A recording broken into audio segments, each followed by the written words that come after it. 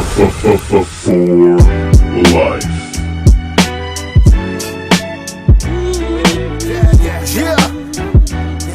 Bullet cast. What's going on? Stacy. This elite podcast in here. Ain't nobody better. Look. Yeah. Listen to us every time we live in the side. When you turn it on, it's just defining the mind. If you feel it, our opinions is great. When everything we moving now in the state, turn us on. If the feeling is right, every opinion now comes from the heart. No time we move with a... Yo, what's going on, ladies and gentlemen? It is I, the microphone messiah, and I'm joined by the current reigning, sometimes defending, Bulletcast podcast champion, Brandon Tanguma. BT, it's Thursday. How you doing, man? Phillip, I'm doing just fine. Little sick boy over the weekend. So if I sound a little bit different, I'm perfectly fine. I'm at that point where you're not really sick anymore, but then you might sound bad or you cough a little bit. But, I'm here like always, Mr. No Days Off, except for 3 or 4 episodes. But, we're at what? 363 at this point. So cut me some slack, all right? We'll do.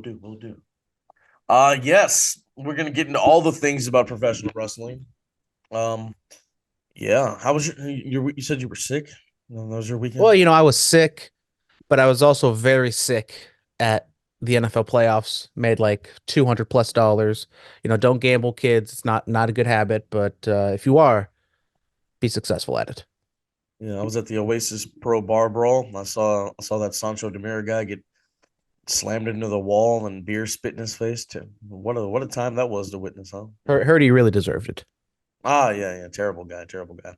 SmackDown recap: Orton, Knight, and Styles defeat Solo Sikoa and Jimmy Uso. Then after the fact, they send a message to the tribal chief, taking out Jimmy and Solo and putting Solo through the announce table the way the Shield used to put guys through the table back in the day.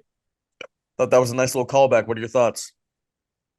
Yeah, it was fine. I continue to like the dynamic of Nick Aldis as the SmackDown GM. He's, he has a certain authority to him. He's not super heelish, but a little different than Adam Pearce and Solo and Jimmy. They just, when Roman's not there, something just feels kind of off. They just kind of seem like at just a much lower level than Roman. And when Roman's there, obviously he's not losing, he's not doing too much. And then when Solo and Jimmy are kind of by themselves, they're taking losses, and they're just as I said, Roman's there, the bloodline is the bloodline, but then when Roman's not there, they're kind of just fodder for everyone else on the roster to then have Roman get mad or Roman, show everyone up whenever he comes back. Yeah, there was that. There were. I don't know. There were. I don't know. I don't know. We'll see. We'll see. We'll see what happens with that. The Final Testament. That is the name of the group of Karrion Kross, Scarlett, Akam Razor, and Paul Ellering. And they want the Street Profits. I like this promo. I thought it was great. It was a decent little promo with Karrion and Scarlett. I think they have great chemistry when they do a promo together, and seems as though we might be setting up the 6-man tag at Royal Rumble. Maybe it's a SmackDown thing. I don't know, because 2 Royal Rumble matches, you don't want to have too many non-Rumble matches on the show. But yeah, I'm cautiously optimistic with Karrion Kross's group. As I said, Kross seems to have the look and the potential, but just hasn't really put it all together. So maybe it's probably his last opportunity, to be honest, in WWE to do something of note. And I think he knows that, and he'll probably try to get the best out of this. Absolutely. Hopefully they do well. I'm excited. We still don't have a name for the Profits and Lashley, huh? They're just the Profits and Lashley. I saw on Lashley's Twitter he posted Leader of the Pride, but then he was taken out of his bio. So I don't know. We'll see. Maybe they're still working on the name. Anyway, Outside of the Ring, Dark Side of the Ring is coming back. Season 5 will be airing in March. We don't know what the episodes are yet, but it's making its return. This may be their last season. I don't know what other stories they can tell. There's a lot of stories in the wrestling business. The good thing is, they've kind of covered a lot of the well-known stuff. Maybe they kind of dig a little bit deeper and try to, uncover some of those things that we don't know too much about. But that also might be hard to gather information on as well. But fell a little bit behind in Dark Side of the Ring last year. Have maybe 3 or 4 still on the DVR that I haven't really touched, but um, they always do a good job, and they always kind of bring to light. And when the episode airs, sometimes it'll be like the discussion of the day or the week. So I'm intrigued to see what they do. Yeah, I mean, I don't even think I saw season 4. I can't tell you what episodes were there. I know was it, they had an FMW one which I watched. Kind of like if I didn't know that much about it, I kind of would watch it. I think they had a Matt Bourne. No, Doink. What is Matt Bourne? Right, that's his Matt name. Bourne, yeah, yeah, Okay, same guy. yeah, Matt Bourne. I think they had one on him and maybe some other ones. And I mean a lot of them are kind of revolving around like that early '90s, '80s era. Okay, So, these do sound familiar now that you're. They had a Bam Bam one, right? Yeah, I I didn't see think they that. might have a JYD one as well. Okay, yeah, I need to go back and rewatch. We still need to talk Iron Claw. One of these days, maybe once it comes out on the cock or something, or no, it'd be on HBO because I think A24 signed a deal with the HBO. No, we'll get something going. We'll do an extensive Iron Claw review. Yeah. Black Taurus is a free agent. Black Taurus is an exciting talent. I've seen him out here in the Bay and West Coast plenty of times. Hopefully he lands somewhere, man. I mean, where where was he? Was he just in Mexico or? So he had a deal with AAA. Seems as though he might have signed with AEW / Ring of Honor. But then the other thing is AAA owns the Black Taurus name, so he might have to go through something else. Maybe he's like, I don't know, Black Toro or Black, something that's related to a bull. But as you said, I've seen him a few times at West Coast. He's a good wrestler. Character wise, I mean, he has a good look. I don't know too much about like his English or his promo style, what he can really do, but he has a different luchador look, which I think could help him. But AEW has a lot of luchadors and a lot of wrestlers that are good wrestlers, but they just kind of get I thrown into don't the mix. I They don't have their know. I'm sorry. I don't know why, but NWA. I feel like he would go there. I don't know why. I'm getting those vibes. I mean, after someone did some booger sugar on a pay-per-view, I don't know how much money they got to be signing free agents. No, I mean, aren't they? Did they get the CW deal? CW app. Okay, well, yeah. I don't know. We'll see. We'll see. Speed of recovery to Bruce Pritchard had a surgery. Don't know the severity of it, but speed recovery. Grayson Waller, Sunrise TV. So Grayson Waller and LA Knight, yeah, we're promoting Elimination Chamber coming to Perth, Australia. I guess one of the floor directors wanted to get punched, and Grayson Waller, being Grayson Waller, defended the business. Like, Are you kidding me? Like, I seriously hurt you. It wouldn't be a fake punch. I'd punch you for real. Disrespect me and our business. I loved it. Loved it. Loved it. Loved it. Have you seen this? I have not seen the video. I did hear about it last night when I was listening to a podcast, and I meant to go look at it. I forgot, but I mean, this is great. I mean, we haven't seen in this day and age. I think people kind of see wrestling for what it is, and wrestlers themselves aren't really kind of about that business anymore because they're not pushed like they were back. Like what The Undertaker did it in like the early 2000s. Roddy Piper on Bill Maher, and countless others. Obviously, like Dr. D. David Schultz and stuff like that. But I mean, we haven't seen something like this in 20 years. And so every time it kind of pops up, it gets a good chuckle out of me. That's an open palm slap. Oh, Dave Schultz, man. Can we get Dave Schultz on this podcast? I'm Just do as some. long as no one tests them. I'll do some digging, man. I'll try. I'll try. I love Dave Schultz. Huge fan. All right, inside the ring, TNA Hard to Kill happened. Trinity is no longer the Knockouts champion. Moose is the TNA heavyweight champion. Yeah, a lot of things, a lot of shuffling was going on. It looked like a packed house. Looked like a good size crowd. I love the aesthetic. What were your thoughts on seeing all this? I agree. The aesthetic looked very nice. It was at the one of the Las Vegas casino arenas, and it did look different. I like that. Trinity, dropping the title to Jordan Grace looks as though she's on her way out of Impact. Wasn't Jordan Grace a free agent? Didn't she leave Impact? I don't know. I was confused. Yeah, we reported that. So And in perfect TNA fashion, because they're back, TNA's back, baby. They signed former WWE wrestlers Dolph Ziggler and Dana Brooke. So yes, TNA is all the way back. Ash by Elegance. That is what Dana Brooke will now be known as. And then Nick Nemeth showed up, super kicking the new heavyweight champion, tearing off, I think it was a Motley Crue shirt and showing TNA. Dolph Ziggler's been I mean making the rounds, bro. I mean in the past what 7 days we've seen him associated with New Japan, TNA, and GCW. Coldest Winter 2, the match that's what a decade long overdue. Dolph or Nick Nemeth will wrestle Matt Cardona, so that's going to be something. February 3rd in Los Angeles, at the Ukraine Center. So yeah, that's going to be on and popping. And the New Japan Battle in the Valley was out here. Saw a couple boys. Got to hang out with some of the boys from that, so that's cool. But Jungle Boy showed up out of the crowd, tore up his AEW contract, and he's now with New Japan. Very interesting. Obviously, I don't think he's like fired from AEW or anything like that, but him going to New Japan strong, presumably, maybe working more in the States in that elk. I'm intrigued to see what he can do. Yeah, I mean, he's definitely got to kind of rebuild his reputation, his character after the whole CM Punk incident. So, uh, New Japan land on his feet, and hopefully he does something with it. Apparently, it's a really good show.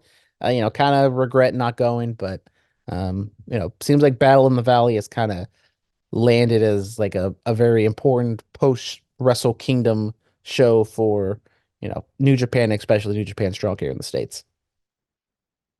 I mean, after Battle in the Valley last year, how can you top it? Like, how can we top going after what happened to us? Exactly. Right. All right, Well, moving. I think Jack Perry knew that Punk was in the building last year, so he had to show up to this year's. He's just that petty. I see. Yeah, it's all comes full circle. Right. We have fan mail from Mr. X, the Hall of Famer. Mr. X, who day? Yeah. How serious do you think the knee injury for Seth Rollins is? Should they scrap any in-ring ideas they have for him until Mania to keep him as healthy as possible? That's always a possibility, but the whole thing with Seth being the world heavyweight champion is that he's always he's always defending the championship. That's kind of his thing. I mean, that's the thing with any guy that we saw it with when Brock was Universal Champion and the WWE title was over on SmackDown and all that other stuff. Uh, I don't know. I would hate for him to have another title run come end because of injury. That would suck. But I don't know. We have to wait and see how this is going to affect him in the title run and the creative plans. Yeah, we haven't really heard anything, which kind of leans it being bad news, unless they're gonna try to keep everything under wraps. But I think if there was some good news come out of this, if he was, he's gonna be out for maybe a couple weeks, but he'll be fine. Maybe miss the Rumble, but won't miss WrestleMania. Maybe that I'm pretty sure word probably would have got out by now. But I mean, it doesn't kind of look it at this point, and you kind of got to How reshuffle would because how would word get out? Isn't that HIPAA? Oh, you can't. well, I mean, that is another thing, but I think just the rumbles around the locker room or the rumbles around creative is like, oh yeah, Seth is he'll be fine. We're not going to know the exact what happened, but we'll just like, oh yeah, he'll be gone for like maybe a week or two or maybe a month, but he'll be fine. He'll make the Mania. I But mean, at this point, we haven't heard too much, which kind of concerns me. remember he got an injury like when Samoa Joe debuted, and like he landed the wrong way. It's not Joe's fault, but like he got like slightly tweaked his knee, and that people were questioning like, oh, is he going to make it to 33 to face Hunter, and he did. So we have to wait and see. He also asked, when Serena Deeb comes back, should she be the first female member of the BCC? Are they baby faces or heels? This has been an issue with the BCC for just pretty much forever because Because everyone loves Danielson, everyone loves Moxley, Claudio kind of take or leave it, and then everyone hates Yuta. So it's like no one really knows how to feel about them. she released that statement about what she went through in her medical crisis. She would have to be a baby face when she comes back. I mean, I don't think she has to be. I think a lot of people don't even really know why she was gone in the first place. And I think her character when she left was so good that I wouldn't want to tweak too much of it. So I maybe would go towards her being a heel, but if she wants to be a face, I think she could do that as well. But I think right now, like the women's division kind of lacks upper Yep. tier heels, so I think maybe Serena Deeb could fit in that role. We'll see. He also says, love what R-Truth has been doing with the Judgment Day these past few weeks, but is it adding a bit of silliness to the group that hurts them as a dominant faction in WWE? This is a topic that's been talked about on the internet. Let me ask you a question, man. Peter Rosenberg said this on Cheap Heat this week. Are the Judgment Day as hot as they were 6 weeks ago? I I mean, it's kind of hard to gauge how hot a whole group is, but they seem kind of around the same. War Games. That's the gauge. Eh, I feel like they've kind of maybe, if anything, maybe like a little bit less, but I think that's just kind of the overall time of WWE. Is it one of those things where like it's taking this little down period right now, but then they'll get hot again? Yeah, I mean, we're a couple, a week and a half away from the Rumble.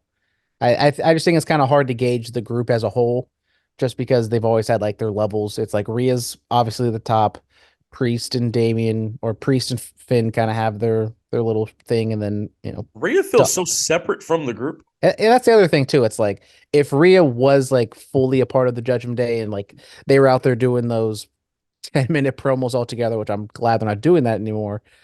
Maybe I would say a little bit more, but Rhea, as you said, has been kind of like her own thing at this point. That is just like, and she's also been kind of separate from the R-Truth stuff as well. Like she's there, but like I don't even think she was there last week or this week. She was like they were together, but then like she left, and then they kind of did the whole thing with the money. Yeah. So I don't know. We'll see. Speaking of promos, Drew and Cody had a great promo on Monday Night Raw. What do you think of this? I thought it was really good. As they dived into, they were very similar, but then also very different. I think Cody is the perfect antithesis to Drew to kind of, balance him out and be like, I understand everything you're going through, but yet you're saying what I'm doing is fake. It's not fake. I love the crowd. I love dressing like a politician and like all that other stuff that, rightfully Drew kind of called out. And I think that's kind of what led people turning on him in AEW, or led to people turning on Cody a little bit in AEW. But It it really hit a lot of story. It hit a lot of story beats. Cody and how the way he talks and how he sounds like he's running for public office. That's stuff people talk about on the internet. Love how Cody was the first one to be out there for MLK Day. I might add. Shout out. How was your MLK he ended Day? racism. How was your MLK Day? Was it good? Yeah, it was good. Once again, watch some wrestling, watch some football. It's a great day, just like MLK would have wanted. Absolutely. That was his dream. Yeah, so they talked about the politician, talked about their careers outside of the WWE. They alluded to their history, Drew's last indie match. Cody reminded him before he walked off who won. Talked about CM Punk. He was like, "Hey, you were just with them," and made an AEW reference. A lot of good story beats were hitting right here. And Drew said he's operating at a different level. He is. He is. I like this version of Drew McIntyre, It was like I like these promos that Drew cuts, and then like I don't know, people were like a little taken aback by the one he cut with CM Punk, kind of like playing more of like sympathy or whatever. But I thought this was really well done, man. Yeah, man. I mean, Drew says, it's his story to finish. Cody says he still wants to finish his story. Punk has the story of finishing the main event WrestleMania. Whose story gets finished first? Because that's the name of this episode. Whose story gets finished first? Is it Cody? Is it Drew? Is it Punk? Is it Rock? Rock is out here too. And I love how Cody said, Little Rock. Loved that. I would say Punk's finishes first, just because I think he main events night one, wins the title, main event of WrestleMania and all that stuff. I think Cody also finishes his story night two, wins his title, beats Roman and stuff. No. Cody's story this WrestleMania is that he's not going to get to finish the story at WrestleMania. He's not even get a chance to finish the story. Doesn't even get the pen. Look, bro, I said it. Rock Roman, that's the biggest match you can do. If he's available, you do that. You do that. I'm not saying it won't happen. It's not saying I don't want it to happen, but there's rumblings, there's people, the internet, which, everything's this true on the internet apparently, that it seems like there's still the plan for Cody. Still no word on exactly what The Rock is doing. But Brandon, let's just go to WrestleMania. Let's just go. It's gonna be the biggest WrestleMania of all time. We have to be there. I mean, if there's a plug, I'm all for it. Going back to Drew, if the Seth thing is legit, I think whether he signed or not, exactly, that Drew should be, I think, the person to have the title going into WrestleMania. It should be Drew and CM Punk. I think that's probably the next best option for that title at WrestleMania. Well, I don't know. Hey, Punk, what you call it? Punk called out Cody, so he says it's time for them to be face to face in the ring. So I think that's happening next week. Yeah, Punk did like a little Instagram story kind of plugging Raw, and so he'll be there next week. And it's the go home show to Raw, so obviously they're gonna have all the heavy hitters there, Drew, Punk, Cody. Um, with the whole set thing, I wonder how much this does throw in to a tizzy, because it's like, do you wait like a week or two to see what happens, or do you kind of shuffle it right now for Rumble? No clue. And I think Punk needs to win at Mania. I don't think you just give him the title either at Rumble or at Yeah. Elimination. I mean, who knows? Maybe they pull a 92, what was that, 16, where they put the title up for grabs at the Royal Rumble. I don't think they'll do that. We'll see. We'll see. Seth Rollins retains the World Heavyweight Championship against Jinder Mahal. Yo, I thought for a split second, I'm like, oh, we go running back. But they hindered the Jinder. They hindered the Jinder. People now, now that what time is, how many, what was it? 18, 19, 21, 22, 23. It's about like 6 years since Jinder was the WWE champion. People are like looking back at it like it wasn't that bad. This is what I was telling you guys then. Why didn't you listen to me 6 years ago? I could do with a Jinder title run real quick. I wouldn't be mad at it. Look, I said it when Finn was going up. I wouldn't be mad if they took it off of him. Said it when Shinsuke was going. I wouldn't be mad if Shinsuke won. You know what I'm saying? Like, come on, man. If Jinder won, wouldn't have been mad at it. I agree that like last pinfall attempt by Jinder, it was very good. Had everyone invested that he possibly could have pulled it off and beat Seth, but match was good overall.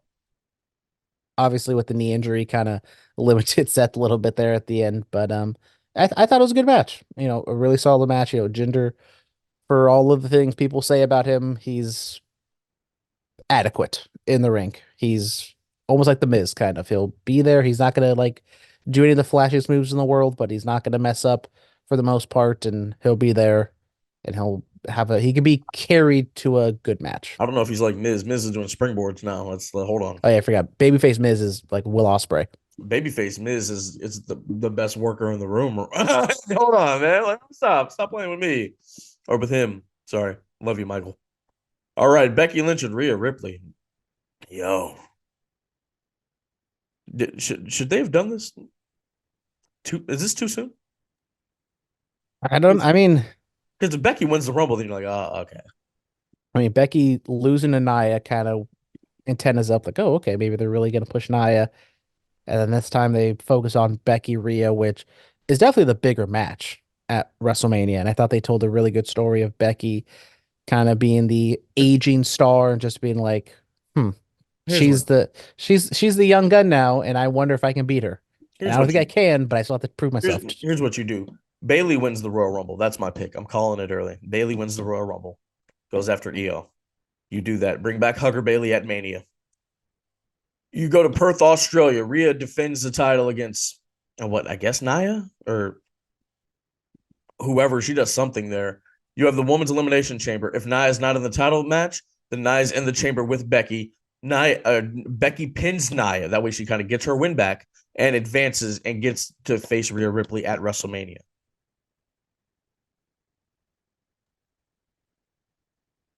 I think we do get Becky and Rhea at Mania. I don't know how we get there through the chamber, though. I think Nia and Rhea in Australia, Rhea's going to get the big hometown reaction. It's definitely not, it's not Hulk Andre with the slam or anything like that, but I think maybe almost solidifying her as kind of like a baby face, or maybe even like the jumping off point for her to be a babyface. Then you can do a couple things. Like you could run this back. I remember was it No Mert? Oh no, No Way Out 2009. Edge lost the WWE Championship in the first chamber. Then when Kofi Kingston made his way for the World Heavyweight Chamber, Edge attacked him. Boom, and then went into the chamber. You could do something like that where and then Nia's done something like this before. She attacked R-Truth at the men's Rumble a couple years ago. Her and Rhea go on before the woman's chamber. Rhea gets the job done. Nia's not happy with it. Whoever's in the woman's chamber, let's say, I don't want to just bury anybody. I don't want to throw anybody under the bus. But whatever wrestler is going to make their way, Nia comes out of nowhere. Chelsea Green Karen's her way into the Elimination Chamber. Sure. She threads a lawsuit against Adam Pearce. Sure, something like that. Nia attacks her. Boom. Nia takes that spot in the pod. You can do something like that. Boom, book it. Yep, right. Damien defends R-Truth. Tell us about this. Yeah, I mean, apparently, R-Truth is selling bootleg shirts outside the arena, even though it's like 5 degrees and like a winter storm outside, apparently, at Little Rock, because some wrestlers had some trouble getting in, and the crowd, I guess, had some trouble getting in. But, now Damien, I guess, has turned around on R-Truth just because he's pulling in some cash. So a little wrinkle to the story, which I got a kick out of, I must admit. I was like, oh, okay, I did not see this coming. Money talks. Yep. AEW Dynamite, tell us about it. So we started the show off with a TNT title match. We got a WWE Classic from like what 2006 or something or 2000, I don't know. Christian Cage and No, it was like WWE Superstars 2010.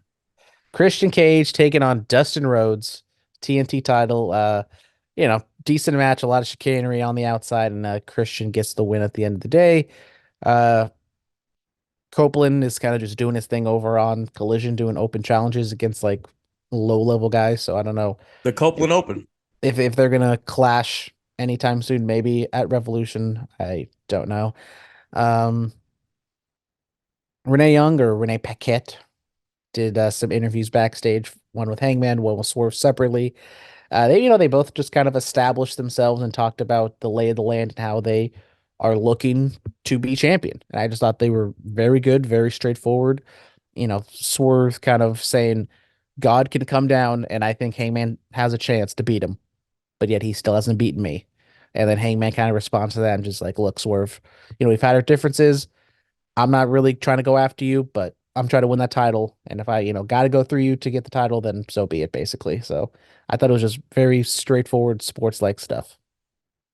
It kind of adds a little oomph to Hangman, And also add something to the title. We rarely have multiple acts going after, or at least establishing they want to win that world title at the same time. Yeah, whatever you do not do a tournament because they do too many of those. I would assume we're getting some sort, probably a triple threat match at Revolution, which they not the biggest fan of. They don't do gauntlet matches, huh? Nah. That's one of their specialties is the gauntlet match. I mean, that's usually what they do to kind of like get over like an underdog, like a Ricochet or like what the Creeds did and stuff like that. I mean, it works though. It works, but because I mean, is it just those two like that are like really in the picture vying for the championship? There's nobody else. Not really. So that's why I'm saying a triple threat match seems pretty likely. All right, we'll see. Jay Briscoe tribute. Yeah, did not realize a year to the date yesterday. I believe that Jay Briscoe passed away. So yes. Mark came out, talked about his brother got choked up, and he brought out Jay's kids, and and the whole Briscoe family was kind of at ringside, and then they ran a video package afterwards. It was very nice. I mean, his daughters being able to walk out there, they were damn near paralyzed in that accident a year ago. So glad to see they're doing well. That's crazy, man. Oh man. I hope they're healing. I mean, it never gets easier, but I hope they are healing. The Young Bucks interview. I didn't see it. I read about it. Tell us. So we had another this one was a full sit down with Renee and the Young Bucks dressed up like they were last week, in their suits and their funny hats and their mustaches. They wanted to be addressed as Nicholas and Matthew Jackson. They talked about how they're EVPs, and at the beginning of AEW, they set out to become, well, I forget what their exact words were, but they wanted to start a revolution, all that good fun stuff, and they want to get rid of the older generation. That starts with Sting. They don't have anything against Sting, they just hate what Sting represents. And they leaned into the rumor and innuendo on the internet about themselves, which I don't know what that is supposed to mean. So I had mixed feelings about this. I very much love that the Young Bucks finally have like an established different character than just being the elite Young Bucks and they go out there have a good match. At least they have a defined character now. What rumor and innuendo? You know, that's the other thing they didn't really say, and that's the other thing that AEW does a lot of. It's just like social media. They're insulated in their social media bubble and they kind of hint at things or they do things that are things on the internet that no one really watches except for like their core 100,000, maybe even 50,000 people that watch Dynamite on a given basis. I read it as like the whole CM Punk situation of like them being crybabies or not wanting to meet with Punk and getting into a fight or something like that. Like that's how I read it. Someone else could read it a completely different way because they see the Young Bucks a different light. I don't know what they were going after. Interesting. Matthew and Nicholas Jackson, I like it. And we got what? Month and a half till Revolution, so hopefully they can really build up a thing between him and Sting. The funny hat, it's a kangaroo hat. I used to own quite a few of them. They're dapper. They look very dapper. Love them. Yeah. Grandpa used to wear one of those back in the day, and once the hair fully goes away, I might have to adopt that. I saw which one had on the all white. Was it Nick? Was it Nicholas? I think it was Nick because Nick had the hat. Matt didn't have that because I've noticed Nick's going a little bald up top. Oh, Nicholas, trying to get in his little dapper era, in his little Batista era, Shout out Batista, it's his birthday today. Happy birthday to the former heavyweight champion of the world.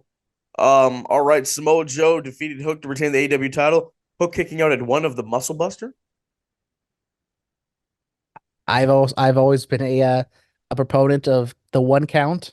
Don't want to use it too often, but I thought this one was definitely useful in this situation. A really good match. Hook playing very much on the defensive, playing from underneath from a lot of it, and Samoa Joe establishing his dominance. But yet Hook kind of seemed like a resilient ass kicker, so I thought they got over where they needed to in this one. I like the new AEW title. It was like a darker metal. Well, as long as it's not that Burberry title anymore, I'm all for it. I mean, you could hardly notice the Burberry strap. Yeah, but then when Samoa Joe won it, that like 30 seconds he was actually on television at World's End, it just did not look good on him. I mean, like I was a proponent of like how Daniel Bryan, the eco-friendly strap, how it was really bright like that. I thought, all right, if you're gonna do the Burberry thing, make it bright like that color, and have the Burberry. I thought they should have done that, but what do I know? I also wonder how. I don't think they have official word from Burberry. They probably have some sort of licensing on that thing, so they can't do the exact colors. They're fine, bro. Warrior was running around with a yellow Intercontinental title. They're fine. But after the fact, as I said, Swerve and Hangman cut. Well, Swerve was at ringside, and then Samoa Joe continued to beat down on Hook, and then Hangman made the save. I thought they were gonna have a Hangman heel turn because they kind of lingered on the shot for a long, long time, but it never happened. Hangman just kind of helped up Hook, and they, walked to the back. So, hey man, it's like the cranberries. You got to let it linger. I see what you did there. Mm-hmm. Hey, you weren't expecting that from me, were you? No Abaddon on the show, so there's no zombie. No abandon. Yep. Zombie. Brandon, see you. All right, ladies and gentlemen, that is going to do it for us. Thank you so much for listening. Yes, we'll be back next week. Rumble predictions are next week. The title is on the line. I'll allow it this time. Huh? I'll allow it this time. All out? No, I'll allow a title defense for the Royal Rumble. Oh, I mean it's the Royal Rumble. It's that's what I'm saying. I make an exception. No, okay, all right. Special Elimination Chamber. Oh, it's in Australia. Oh, you got something against Australians too? It's not in Canada. I mean, it's just like a warmer Canada. Okay, all right. Well, a Canadian may be on the show very soon. We don't know. So hopefully you can calm down whatever you got going on. All right. Thank you guys so much. Next week, Oasis Pro, Solids and Stripes. Look in this game. You either a solid or a stripe. Find out which one you are. January 26th, Friday, Gilman Brewery, 7 p.m. Don't miss it. Loverboy Leo, the Melanin Mafia make their debut. They're going to have Jaguar Montoya, Victor Von Richter, Brooke Havoc, and so many other stars. You don't want to miss it. Thank you guys so much. As always, be safe and stay dangerous. Ain't nobody better. Look. Yeah. Listen to us every time we live in the side. When you turn it on, it's just dividing the mind. If you feel it, our opinions is great. When everything we moving now in the state, turn us on. If the feeling is right, every opinion now comes from the heart. No time we move with a part. We on the radio, it's wrestling. Time's aggression. Here is the feeling in the pool. Get the lesson. And if you want to prove it to you now, here's the feeling in the time and everything that we did. Listen to the senators connecting it, moving on everything that's pronouncing it. Everything we did in the time now with the testament. Here is the feeling when we live on the stage, and everything we do turning the page. Nobody doesn't like us. The feeling when we move, we are excited. Elite podcasting, I know you like it. Yeah, the Bullet Cast, fearless. The Bullet Cast, fearless. The Bullet Cast, fearless. Elite podcasting, we are. The Bullet Cast now, fearless. The Bullet Cast. This has been the Bulletcast. Thank you for listening.